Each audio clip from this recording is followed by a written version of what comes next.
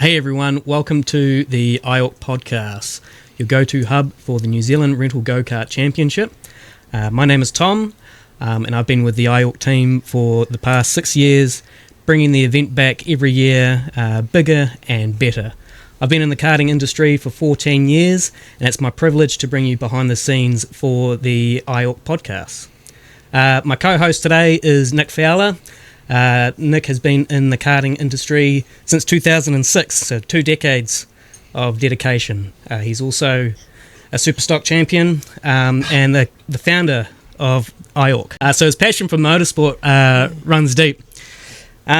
Before we dive in, just need to say thank you to Nick for giving us the platform to bring you guys behind the scenes, where we discuss everything IORK. We'll be interviewing drivers later on and talking about any sort of new additions that come along. So thank you, Nick. Bear with us. This is our first ever podcast. We've never done a podcast before, so you're going to have to excuse the hiccups. But without further ado, welcome. We'll get started. So in this episode, we just want to introduce what IORK is, and even though we've already got a sort of tight-knit community that follow us, this is about introducing IORK to those that have a passion for motorsport already, or might be something that they look at getting into but don't know where to begin. I'm going to give it to Nick with your first question. What is IORK? Okay, so IORK is basically the initials are indoor and outdoor rental karts.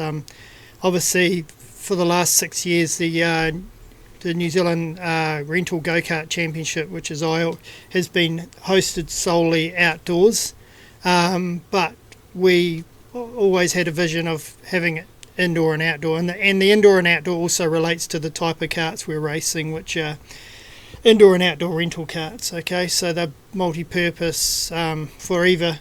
And it's that connection with rental karters and budget races that we sort of created the event from.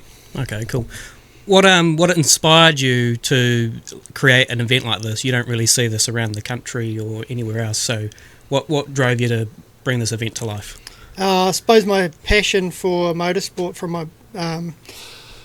from being in this business and in my background, and just giving amateur racers or wannabe racers that opportunity to put their name on the stage. We get so many drivers over the years that come in here and are really talented but could never afford to actually run a motorsport car or whatever campaign they want to do, speedway, drifting or whatever, but circuit racing, karting, whatever. There's so many people that can't afford it or don't have the time for it, where we just thought there's an opportunity here and we can make a really exciting championship that includes so many people. It's very inclusive. I suppose a lot of people are unaware on the actual costs of having your own kart. You got your kart to think about, but you also got to think about your tyres, all the brake pad wears, all that maintenance, and then also your entry fees and race gear that can limit a lot of people. Yeah. Well, that's the thing. The cost, even for like racing kart sport or something like that. I mean, if someone wants to be reasonably competitive, you're probably not going to get much change out of 10 grand. And that's just at the lower level, and then you got these guys that are spending tens of thousands, and then you go up to the next level and it just gets more and more money. So there's so many talented young drivers around that probably will never get that opportunity to race in something else, and we're just creating that gateway to a lower level of sport, but it's still awesomely competitive and everyone comes to win, and it gives everyone that opportunity. Yeah, so nice low entry point, especially to people who might be a little bit nervous entering the world of motorsport. With the general upfront costs, they can do an event like this where they can see if it's for them, see if they got the bug for it, or whether it's something that they want to pursue or not. Next question would be, being the founder of IORK, what kind of hurdles or challenges do you run into setting up an event like this?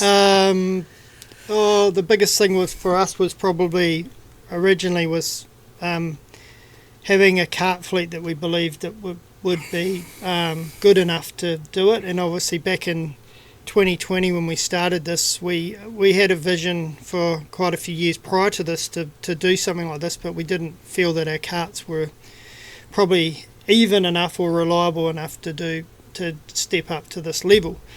So we brought a new fleet of karts pre-COVID. We had a lot of time to waste during COVID, so we started brainstorming on what we could do. And one of the things, because we had new karts already coming, we'd already pre-ordered them before COVID, and we were wondering if we were going to be able to afford to keep them. We thought it's time to hit the go button. Let's get this dream into reality. And from there, the hurdles, the hurdles are self-created hurdles these days because we keep trying to lift the bar, and we always will. Yeah. But other than that, it's just, just general stuff, yeah.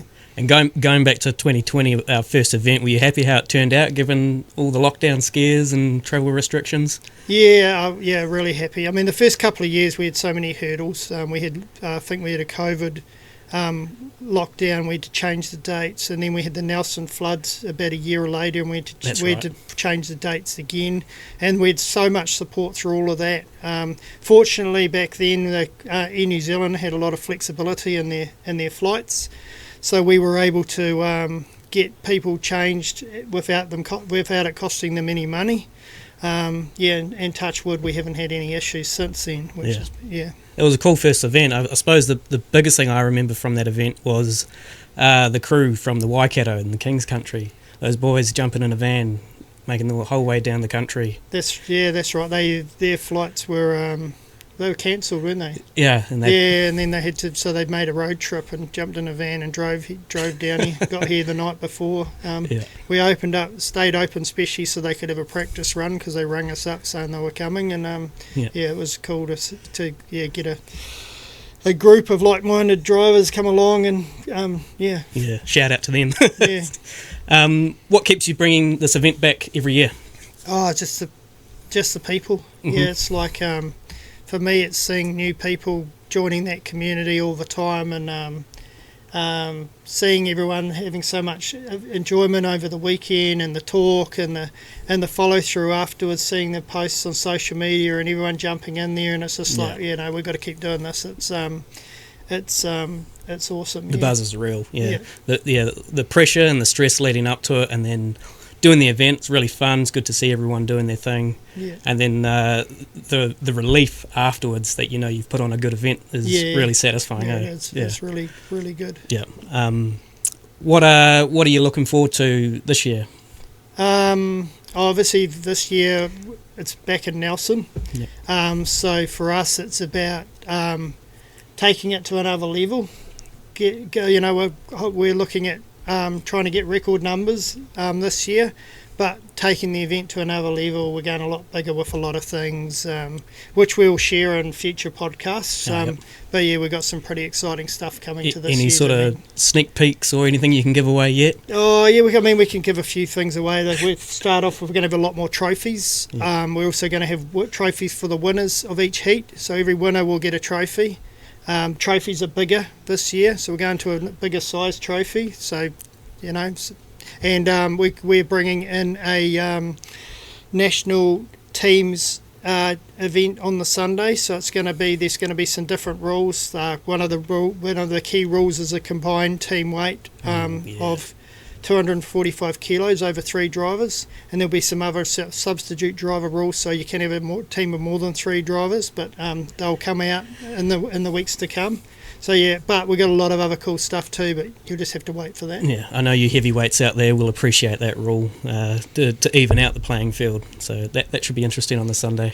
Yeah. We just obviously the race on the Sunday is always really popular, but we thought it's time to give it its own identity. Yeah, and this is the way to do it. I think I've raced in a national Briggs Championship for couple of years with some mates. It was just a sort of social race, but it's all done on weight, and it's really cool. Where the lightweights go really fast, us bigger boys they're a bit slower, but it's all about consistency. And I'm hoping to bring that into this event here and open that up soon as well. Cool. Did that experience help drive what this event is? Did you learn anything from doing those championships? Probably for the teams thing, yes. Not really for IORK.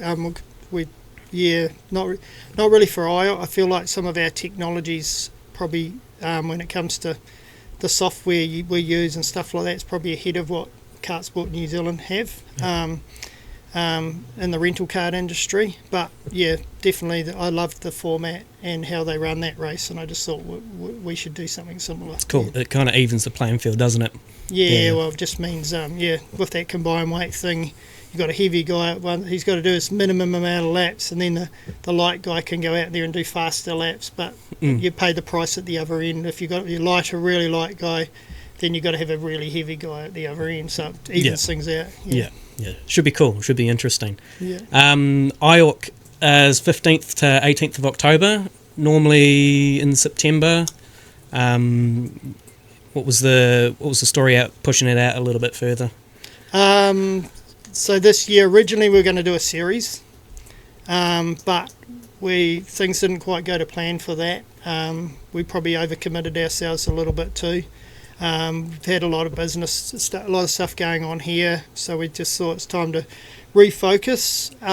We haven't completely ruled out some series rounds this year, but at this stage we're just focusing on the main event because we'd set a date for October for our original main New Zealand Rental Go-Kart Championships.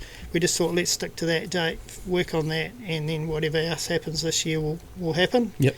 Yeah. Okay. And for those that are tuning in for the first time or hearing of IORK for the first time, where can they learn new information, or where can they go to find more information about us?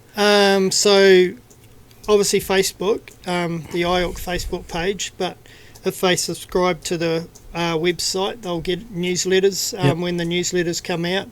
Yep. They also will get blog posts on our website. Yep. So that's probably the quickest, most up-to-date is newsletters. Facebook, some of the Facebook posts are a bit more delayed. What is the website? So website is iork.nz, so www.iork.nz. Yep. So pretty easy to remember. Yep. And if they wanted to flick us a message somehow, what's the best way to? So easiest way, there's a submission on the website, or you can text my my numbers on the website as well.